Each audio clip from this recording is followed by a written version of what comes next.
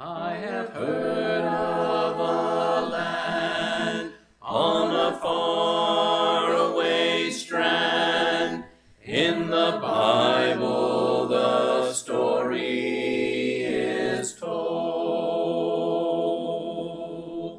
where cares never come, never darkness nor gloom, and nothing shall ever grow old. In that beautiful land, on the faraway strand, no storms with their blast ever frown. The street, I am told, is paved with pure gold, and the sun, it shall never go down. There are evergreen trees that blow in the breeze, and their fruitage is brighter than gold. There the throne of God stands in the fairest of lands, and nothing shall ever grow old. In that beautiful land, on the faraway strand, no storms with their blast ever frown. The street, I am told, is paved with pure gold, and the sun, it shall never go down. There's a home in that land, at the Father's right hand. There are mansions whose joys are untold, and perennial spring, where the saints ever sing, and nothing shall ever grow old. In that beautiful land, on the faraway strand, no storms with their blast ever frown. The street, I am told, is paved with pure gold, and the sun, it shall never go down.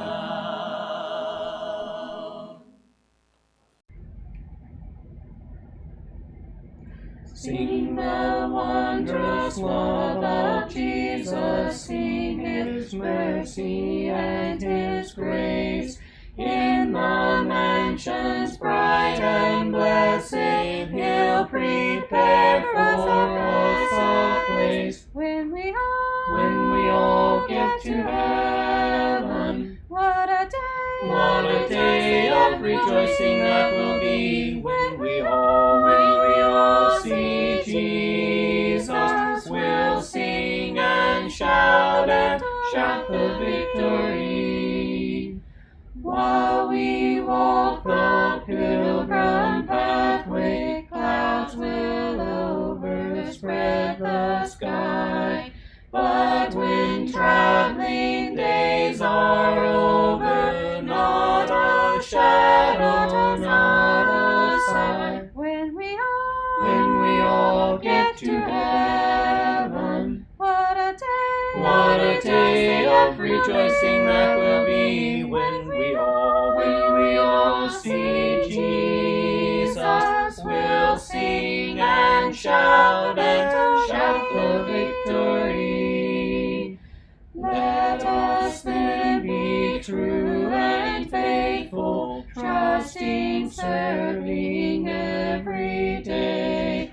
Just one glimpse of Him in glory will the toils of life repay. When we all get to heaven, what a day of rejoicing that will be when we all see Jesus. We'll sing and shout the victory. Usually things that happen don't bother me, but I heard the phone ring in the middle of my prayer, and I thought, I thought it was the congregation's phone. And I thought, oh, that's going to mess up all the cameras. And I didn't silence my phone either. So if it forwarded over, my phone would have started ringing and it'd have been a mess. But anyway, maybe I can do something about that right now. All right. So Esau is upset. That's where we left him last week. And it says he bore a grudge against Jacob.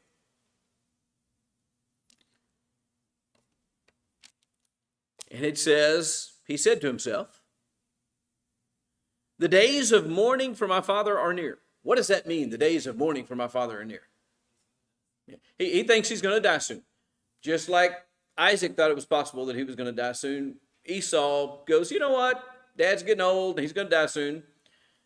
The days of mourning for my father are near. Then I will kill my brother Jacob. And the way I read this is he saying, look, as soon as Dad's gone, I'm going after Jacob. That's exactly how I read this. Interesting story. He doesn't die for a long time. But that's not why he doesn't kill Jacob. So here's his plan. He hatches out this plan. And the words of the elder son, verse 42 says, was reported to Rebekah. I don't know who overheard Esau. It says he said it to himself. I also don't know if maybe he didn't start talking about it and bragging about it. I don't know. We don't have those details. But somebody found out about it and brought it to Rebekah's knowledge. And at that point, Rebekah jumps up and says, hey, you know what? I need to protect Jacob. Now, we got to keep in mind, Esau was Isaac's favorite. Jacob was Rebekah's favorite.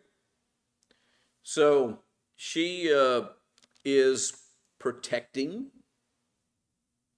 the child that she prefers. So she says, behold, your brother Esau's consoling himself concerning you by planning to kill you.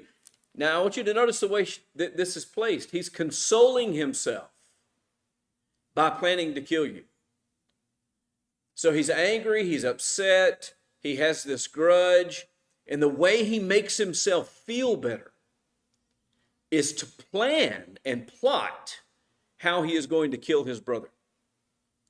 That tells you something about the character of the man, which also should at least give us some insight as to why Esau wasn't the chosen one and Jacob was. So that's what's going on.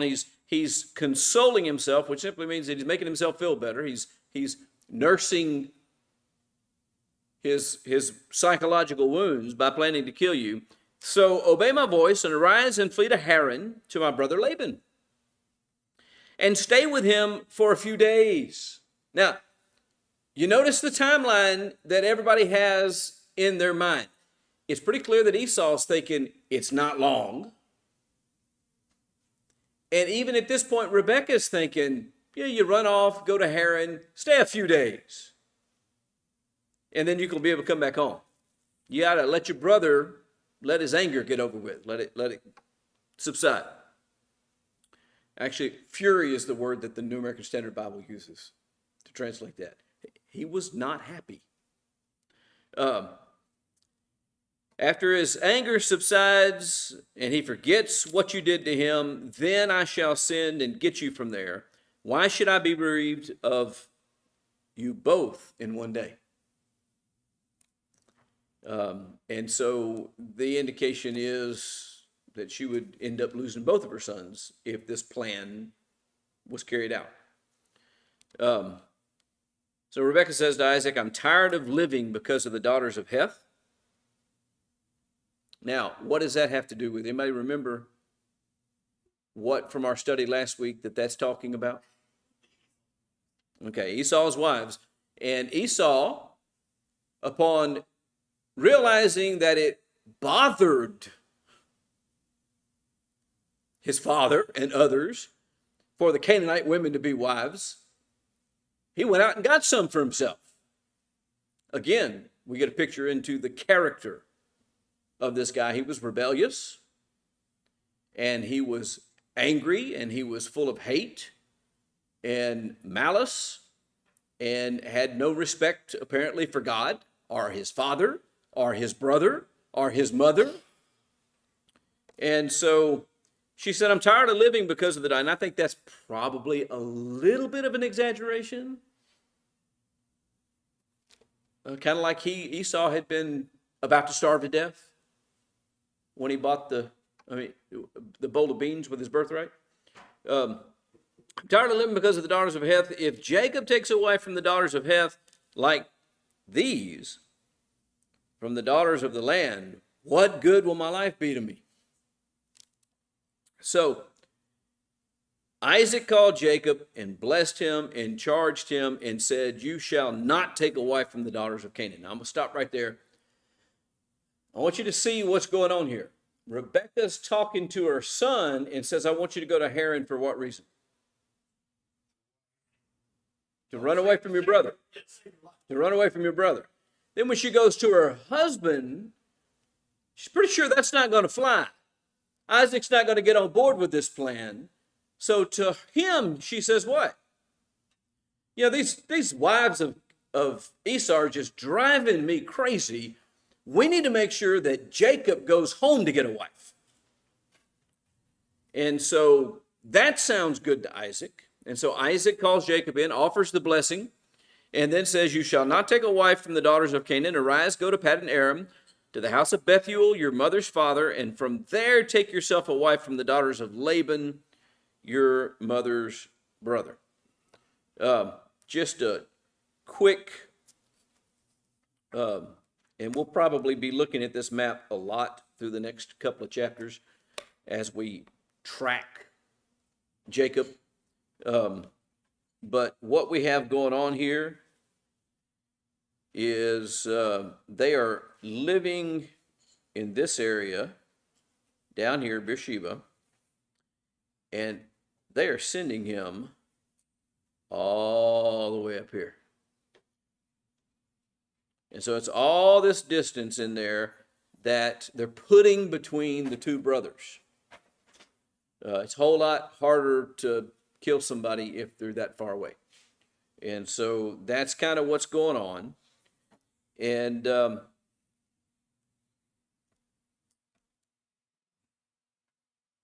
may God Almighty, he says, bless you and make you fruitful and multiply you, that you may become a company of peoples. And so there's part of the blessing. He is sending him back in much the same way that Abraham had sent his servant to go get Rebekah for Isaac. Okay, so there's this pattern, and right in the middle of this pattern is the brother Esau, who, when he knows the Canaanite women are problematic to his family, intentionally goes out and takes a wife or two from among them, just to be obstinate, apparently. So the son of promise is going back to the family in the same manner that Abraham. And by the way, it was pretty clear when we studied that story that God's blessing was in that journey, that God helped choose the wife. And so we have to assume that this is the same kind of thinking of what Isaac is praying for here when he says, may God bless you, make this journey fruitful, make this effort fruitful, make you have a large family and you prosper and do well. May he also give you the blessing of Abraham, is what he says next, and to your descendants with you. And so remember, what was the blessing that was made to Abraham by God? Your descendants are going to number as many as the stars of the heavens or the dust of the earth, and you're going to be a great nation, and through your seed, all nations will be blessed. That was transferred to Isaac. Now it's being transferred to Jacob. And again, at the end of the class last time, I'm pretty sure the very last thing that I said is to recall that as we read through the balance of the Old Testament, what you hear recurring throughout it is the God of Abraham, Isaac, and Jacob. Little small snapshots into their life that were actually given as far as actual history, but they're clearly, that's the line. That's the line that's getting from your seed, speaking of Christ, and we know that from the New Testament, right? He didn't say, and to your seeds, he said, unto your seed, meaning one. And it goes on to argue that that's the Christ. Okay. Through your seed, all nations will be blessed. Abraham. Of Abraham's sons, that goes to Isaac. Through your seed, all nations will be blessed. Of Isaac's children, that goes to Jacob. That's what's just happened here. Then Isaac sent Jacob away. Well, the rest of it was the land promise. That's added as well. Then Isaac sent Jacob away and went to Paddan Aram to Laban, to the son of Bethuel, the Aramean, the brother of Rebekah, the mother of Jacob and Esau. And so it's very, very careful to let us know he's going back to his uncle's house. And he is told, basically, you take a wife from among Laban's household. Esau saw that Isaac had blessed Jacob, sent him away to Paddan Aram to take him for himself a wife from there, and that when he blessed him, he charged him, saying, you shall not take a wife from the daughters of Canaan. By the way, this is when we get this little insight. And that Jacob had obeyed his father and his mother and had gone to Paddan Aram. So Esau saw that the daughters of Canaan displeased his father Isaac, and Esau went to Ishmael. Now, Ishmael is who? That's his uncle. Went to Ishmael and married, besides the wives that he had,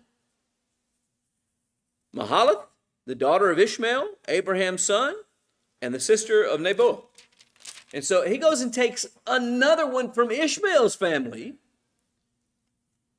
simply because he knows that it's going to irritate his father.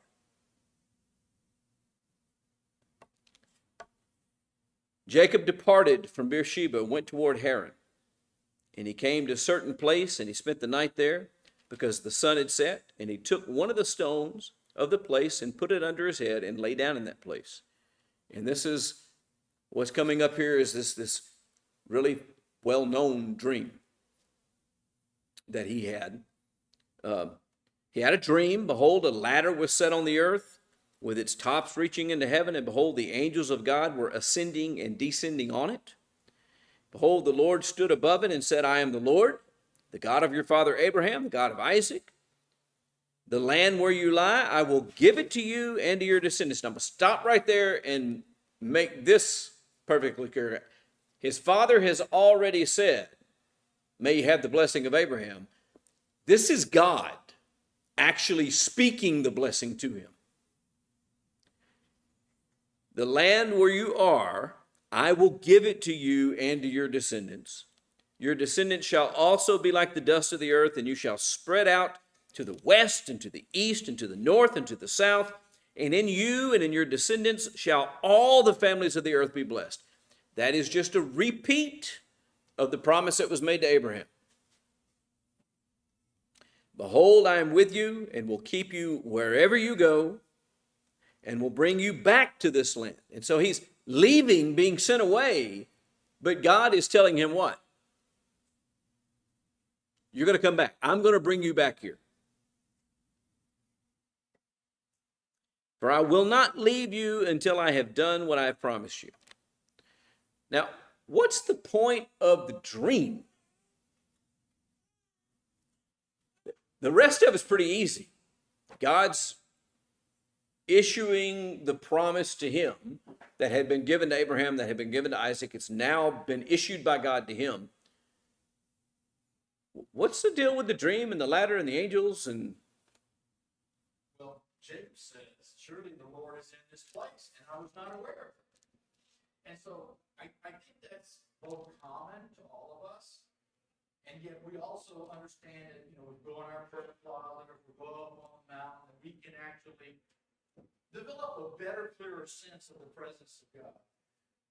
If we think about the presence of God, we can recognize his presence. God kind of injects the dream there. This is actually almost everything the opposite of Jacob. Of Esau.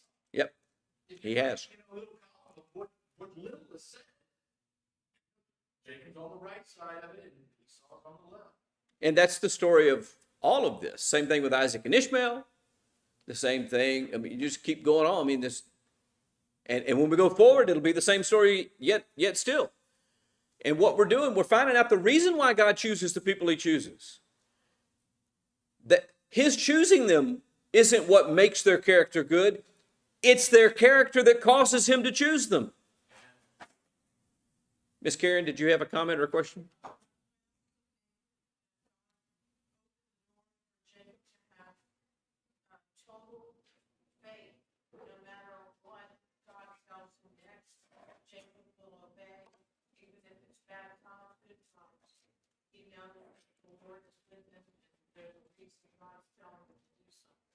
Okay, I will agree with that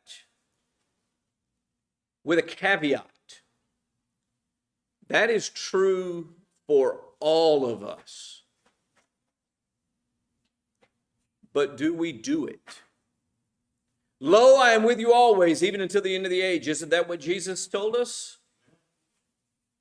That's essentially what God just told him. You go ahead and go. I'm with you, and I'm not going to depart from you. I'm going to stay with you until I've done everything that I've promised you. That's exactly what Jesus is saying when he tells his disciples, lo, I'm with you always, even to the end of the age. I'm going to do everything that I promised you. I'm going to stay here with you until I see it all through. But does it change the way we live? The same way you hold on to that dream. Exactly. It should change the way we live, but all too often it doesn't. Because what we don't see is God's presence in his activity. That gets us to the dream. What's the point of the dream? There is a ladder from heaven to earth, and the angels of God are going up and going down and going up and going down, and he is always at work delivering his message through his messengers to accomplish the things that he has promised to accomplish. And Jacob's had a vision, a picture, if you will, provided to him. And his statement, surely the Lord is in this place, indicates that he had, wait a minute, God's here. Now, I think Jacob actually makes a mistake. And we'll talk about that. Let's go ahead and read the next few verses, and we'll talk about that a little bit more. So he wakes up, he says, surely the Lord's in this place, and I did not know it. And he was afraid, and he said, how awesome is this place? Do you notice his focus is on the location? Where should his focus be? God. See, God could have done this anywhere. Why did it happen at that place? That's where he was. And by the way, we're told specifically why he was in that place. Why was Jacob where he was at? The sun went down. That just happened to be where he was at when the day came to an end and he couldn't travel anymore. It's not the place, just like it's not this building. Or it's not any particular spot. Again, going to the New Testament, Jesus having a conversation with a Samaritan woman. She says, hey, I got a question for you. You people say that Jerusalem's a place to worship, and my fathers say that in these mountains is a place to worship. And what's Jesus' response to her? Time's coming now is when neither in this place nor in Jerusalem, but whoever, wherever, approaches God. It's not the place, but he gets caught up. We do that. We do that all the time. He is human. And for all of the good things that we see about his character and all the good things that he's doing, he also has his hang-ups. And this is one of them. It becomes this spot. This is none other than the house of God, and this is the gate of heaven. Not exactly. Why? What did Jonah find out? That he couldn't run away from God. What Jonah thought was that God was in Israel. So if he got on a ship headed to Tarshish, he would get away from Israel and away from God and outside of the reach of God. And God caused a storm and had him thrown overboard. And in the bottom of the ocean, he gets swallowed up by a fish because of the grace of God. And in the belly of that fish, he reflects on things, and what does he realize? God's everywhere. I can go to the base of the mountain, God's there. I can go to the top of the mountain, God's there. I go out in space, God's there. Everywhere I go, God is. I can't get away from God. God isn't limited to a spot on the earth. This happened because he was communicating with Jacob, and that's where Jacob was. The place wasn't sacred, except for the fact of what? The presence of God made it sacred. Kind of like the burning bush with Moses, right? There wasn't anything sacred about that desert. There wasn't anything sacred about that bush. But yet, as he approached it, he was told to do what?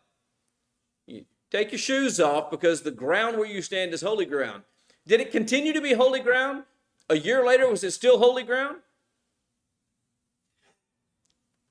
No. Why don't we see the whole earth is holy? Well, there's an argument that can be made there. You can look at it that way, or you can look at it the other way. What made it holy was the presence of God. What makes this assembly holy is not the building, our blessing that's been done on the building, our dedication that's been done to the building, but the presence of God in our assembly. That makes it holy. And the sooner we learn that, the better off we'll be. Because we won't start thinking that we can leave here and then go do whatever we want to do, and God won't know, because God's stuck here in this building.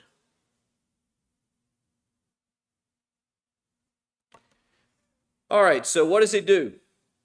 He arose early in the morning. He took a stone that he had put under his head, and he set it up as a pillar, and he poured oil on its top, and he called the name of that place Bethel. However, by the way, the L at the end of that is the shortened form of Elohim. However, previously the name of the city had been Luz. So he changed the name of the place to associate it with God. Jacob made a vow saying, if God will be with me and will keep me on this journey that I take, and will give me food to eat and garments to wear, and I return to my father's house in safety, then the Lord will be my God. Listen, I think he's just made a mistake. Now, I think we're getting a picture of, again, his limited knowledge and his humanity, but we shouldn't put contingencies on God. God, if you do this and you do this and you do this, then you'll be my God. No, he's already my God.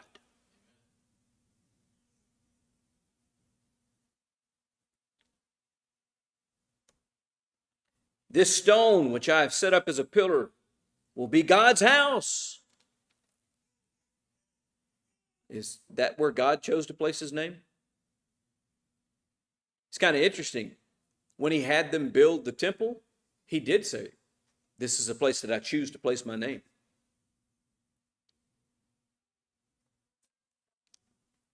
Of all that thou dost give me, I will surely give a tenth to thee. Now, this is, again, pre-law. This is not a commanded tithe. This is a completely willing decision.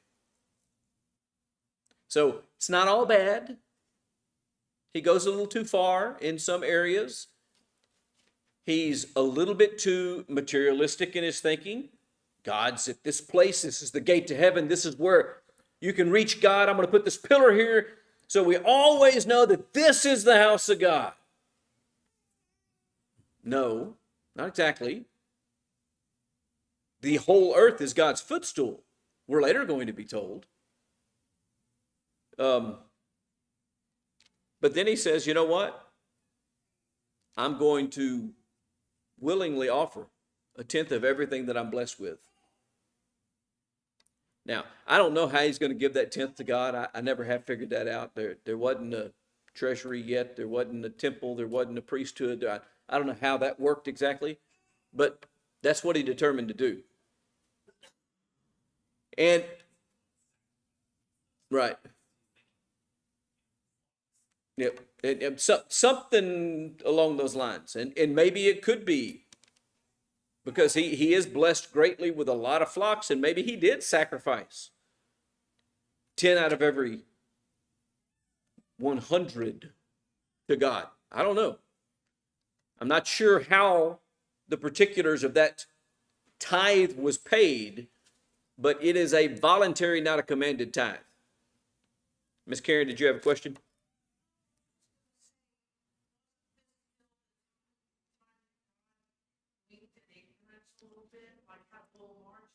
Well, we got to be careful about how we phrase that, but yes, that this would be part of what Paul would later, by inspiration, tell the Greeks, that at the times of ignorance, God once winked at.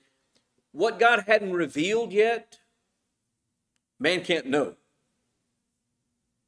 To borrow from what's going to come later, Deuteronomy 29:29, the secret things belong to God, but the things revealed belong to us and to our sons.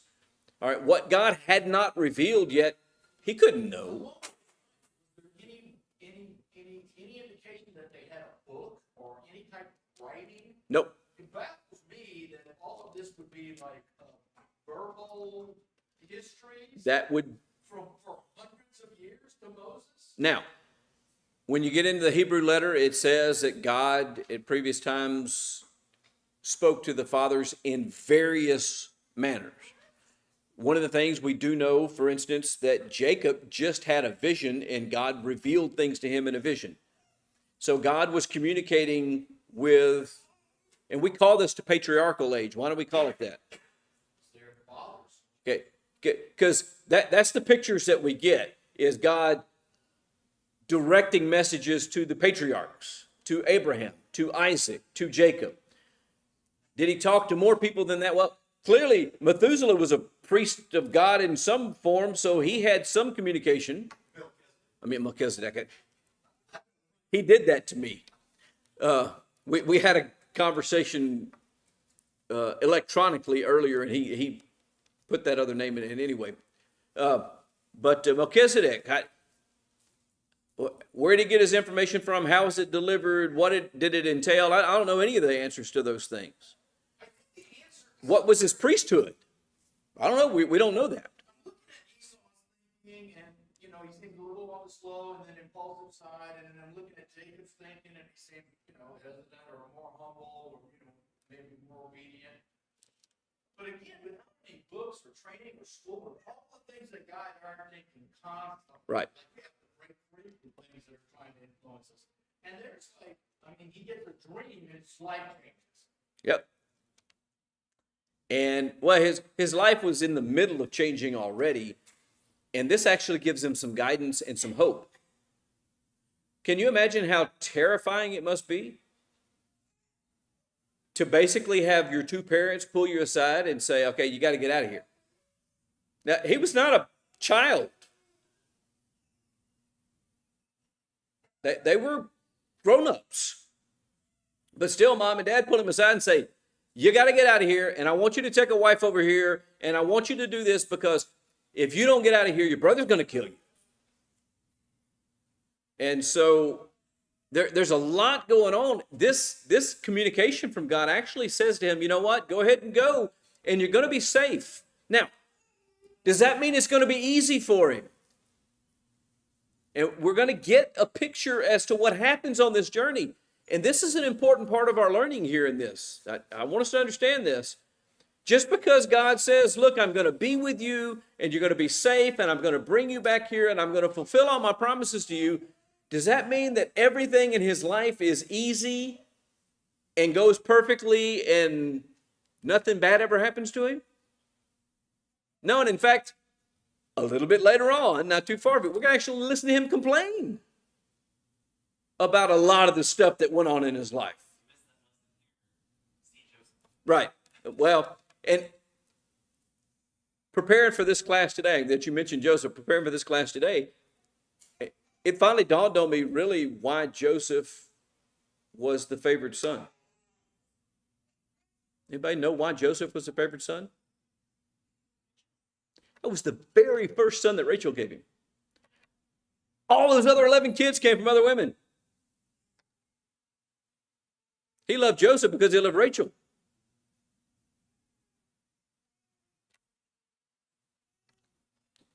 Was Joseph the chosen one of God? Yeah. Because it caused a division. I was also thinking about Jacob and Esau earlier when whoever creates this rift helps divine Jacob. Sure. The enemy helps divine his problem with his brother defines Absolutely.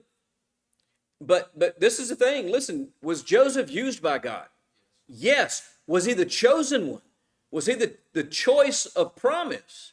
Did he get Jacob's promise? The answer is no. You know who did?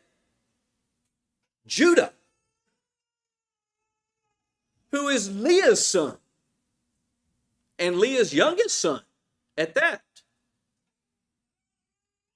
So don't get them confused. Don't think that Joseph, just because he's used by God, is the price. Joseph is not the one in the lineage of Christ. Judah's the one in the lineage of Christ. Judah's the focus of the story when we get there.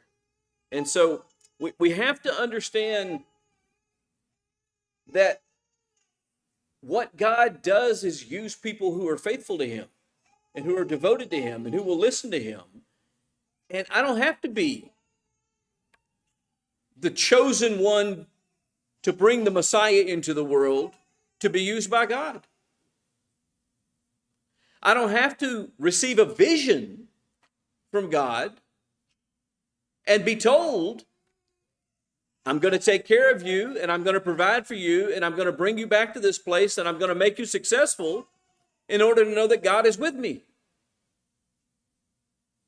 There are other faithful people in our Bible who had to say, I don't know what's going to happen, but I know that God's going to use it to his glory. this dream is like an anchor or a horse dog. This dream is the same thing as this book. It's the message of God out of heaven. You know what else it is? It's a picture of the Christ. I am the bread of life who has come down out of heaven. What did Jesus come down to do? The end is to die, but before he died, what did he do? He spoke the message of God. He was a prophet.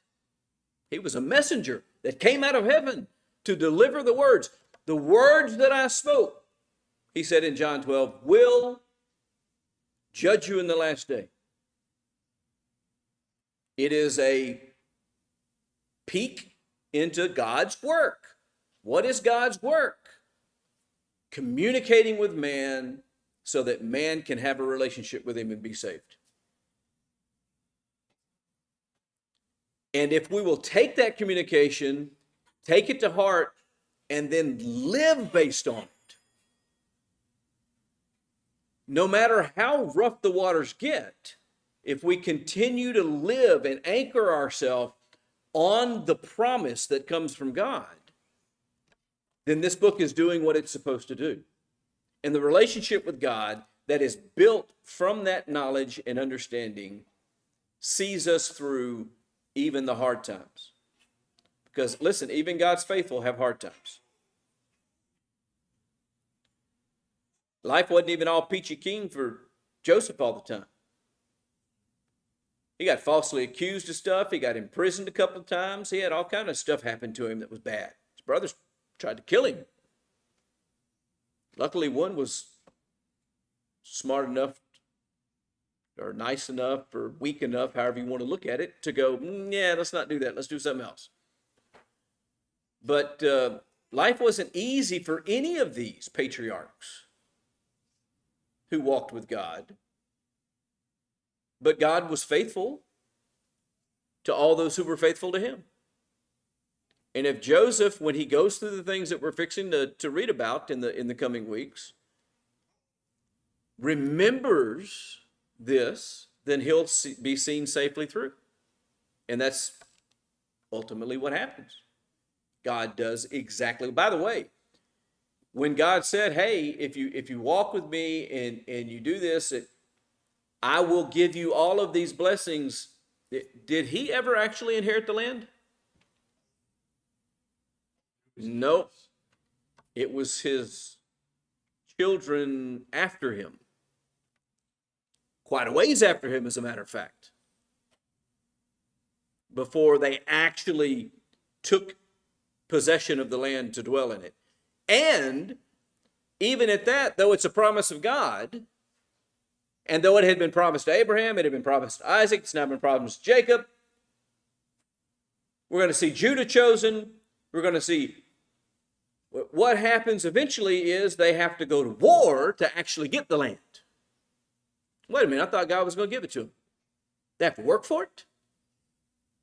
Yeah. They did. Doesn't negate that it's a gift of God, because guess what? If God hadn't been with them, they'd lost.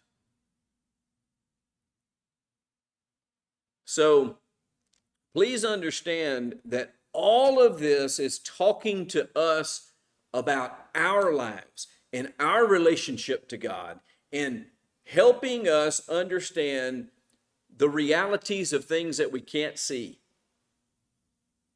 Just a few moments, I think I'm going to actually read this in the invitation. For we walk by faith and not by sight. We walk by faith and not by sight. We can't see what God is doing, but God is working to fulfill his promises. We have to have confidence. I planted, Apollos watered, but God gave the increase. I don't see what God's doing to give the increase, but is he doing what he said he would do? Now, is it contingent upon other things? Sure, it's contingent upon people, but he made some promises. And so we have to keep that in mind. We got to stop. Anybody know off the top of their head where exactly I just stopped? So I got all the way to the end of the chapter. Goody. All right, so chapter 29 next time. And as we go through this, reading forward, read it through that lens. What is this teaching me about my relationship with God?